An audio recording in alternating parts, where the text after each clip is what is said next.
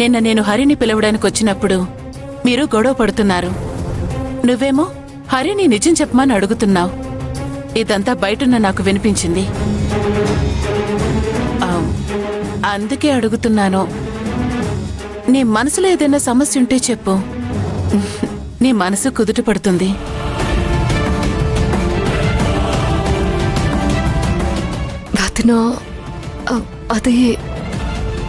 అదేంటంటే లక్ష్మి,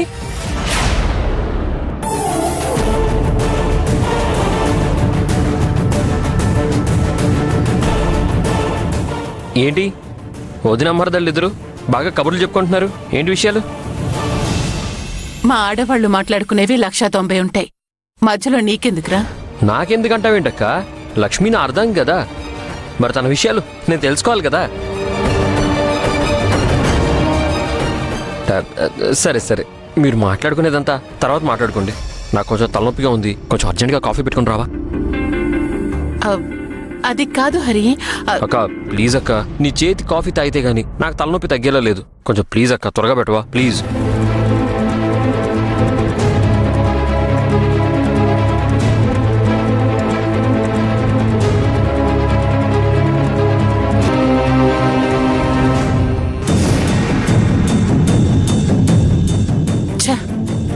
లక్ష్మి నిజం చెప్పే టైంకి హరి వచ్చి అంతా చెడగొట్టేశాడు.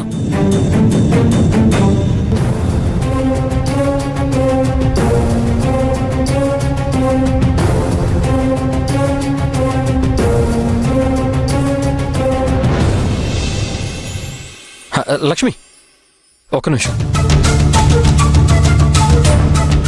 మీకు చిన్న సర్ప్రైజ్ ఉంది. కొంచెం కళ్ళు మూసుకోరా. అదేంటో చెప్పండి. నేను కళ్ళు మూసుకోవడం ఎందుకు? ఆల్రెడీ మీరు నాకు పెద్ద సర్ప్రైజ్ ఇచ్చారు కదా, అంతకంటే ఏం కావాలి? ప్లీజ్ లక్ష్మి, ఒక్కసారి కళ్ళు మూసుకోండి, మీకు ఖచ్చితంగా నచ్చుతుంది.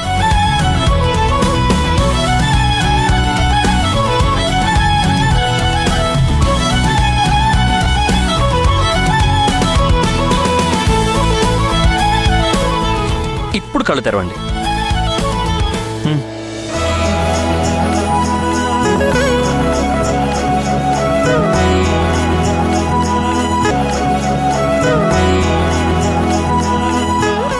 అరే, చిత్ర గారి కాన్సర్ట్ టికెట్స్.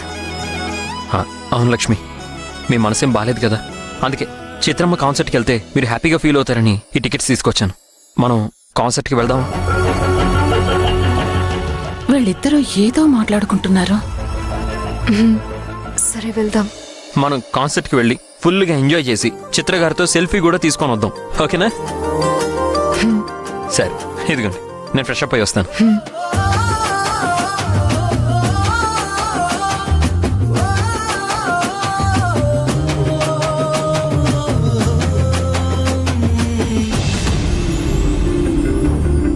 హరి, వదినా నాకివ్వండి, నేను తీసుకువెళ్ళిస్తాను.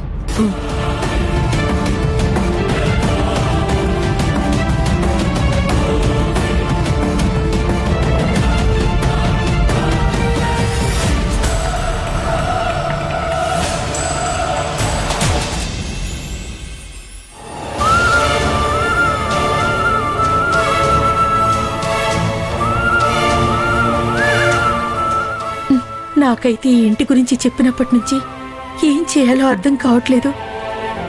నువ్వెక్కువ ఆలోచించి నీ ఆరోగ్యం పాడు చేసుకోకమ్మా. చూద్దాం, ఏదో ఒక దారి దొరకకుండా ఉంటుందా? 100 అబద్ధాలాడినా ఒక పెళ్లి చేయమన్నారు. మనం లక్ష్మి పెళ్లి అలాగే చేశాం. ఇప్పుడు జరగబోయేది తలుచుకుంటే చాలా భయం వేస్తుంది. భయపడితే లాభం లేదమ్మా. నాకెందుకో వీలైనంత తొందరగా అందరికీ నిజం చెప్పేస్తేనే మంచిదనిపిస్తుంది. లేదు, అలా జరగకూడదు. అదే గనక జరిగితే లక్ష్మి జీవితం ఏమైపోతుంది? అమ్మ అన్నది నిజమే. అక్కడ అక్క బాగుండాలంటే నిజం తెలియకపోవడమే మంచిది. అమ్మా, మనం ఒకసారి ఇంటి ఓనర్కి ఫోన్ చేసి రిక్వెస్ట్ చేసి మాట్లాడితే బెటర్ ఏమో. కరెక్టేనే, వాళ్ళకి మన మీద నమ్మకం ఉంది. మాట్లాడితే ఇంకొన్నాళ్ళైనా గడువు ఇవ్వచ్చేమో. ఇప్పుడే కాల్ చేస్తాను.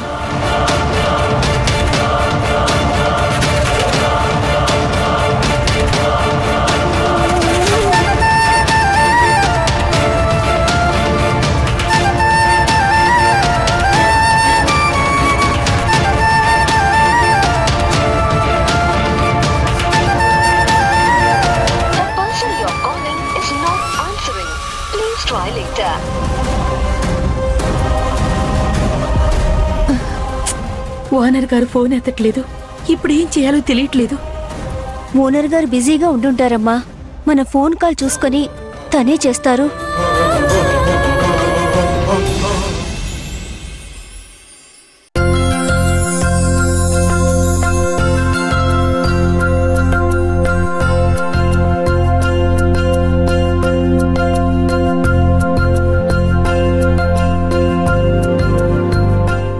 ఏంటక్క ఇంట్లో పనంతా నువ్వే చేస్తున్నావు? నన్ను పిలిస్తే నేను హెల్ప్ చేసేవాడిని కదా. ఇంత మంచి బుద్ధి నీకెప్పుడొచ్చిందిరా? నువ్వు కాకా పడుతూ ఉంటే డబ్బులు అవసరం అయ్యుంటాయని అర్థం అవుతుంది. ఎంత కావాలో చెప్పు. అయ్యో, నాకు డబ్బులే వద్దక్క. నువ్వు కష్టపడుతున్నావు కదా, హెల్ప్ చేద్దామని వచ్చాను. నువ్వు దాని డబ్బుతో కలిస్తే నేనేం చేయలేను. రేయ్, ఈ నాటకాలన్నీ నా దగ్గరెందుకు? ముందే చెప్తున్నాను, ఎక్కువ అడిగితే మాత్రం ఇవ్వలేను. ఎక్కువే వద్దక్క, ఒక్క 3,000 చాలు. ఏంటి 3,000? అంత డబ్బు నా దగ్గర ఎక్కడుందిరా? అయినా 3,000 నీకెందుకురా? అది అక్క, ఈరోజు రవీంద్ర భారతిలో సింగర్ చిత్రగారి కాన్సర్ట్ ఉంది, దానికి వెళ్ళాలి. నీకు తెలుసు కదక్క, నాకు మ్యూజిక్ అంటే ఎంత ప్రాణమో.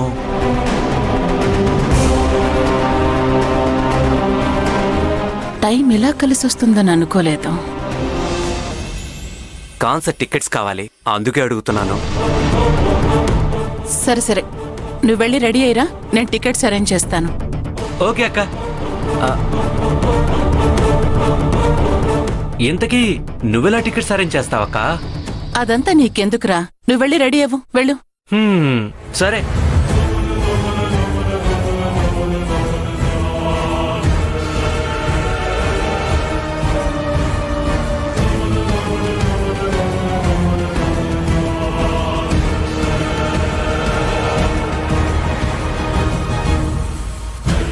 లక్ష్మి టికెట్స్ చూడగానే సంతోషపడింది.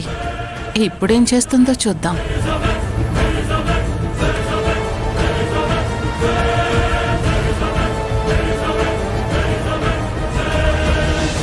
అక్క, సూపర్ అక్క, నువ్వు. థ్యాంక్ యూ సో మచ్ అక్క.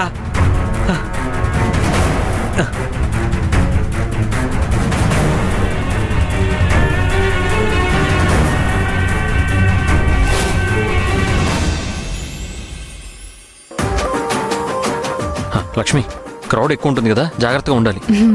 ఆ తర్వాత కాన్సర్ట్ అయిపోగానే మనం బయట పਹੁంచేద్దాం, ఏమంటారు? ఇది ఒకసారి టికెట్స్ ఇవ్వండి. సరే. టికెట్స్ ఇక్కడే పెట్టాను. ఇక్కడే పెట్టానండి, కనిపించట్లేదేంటి?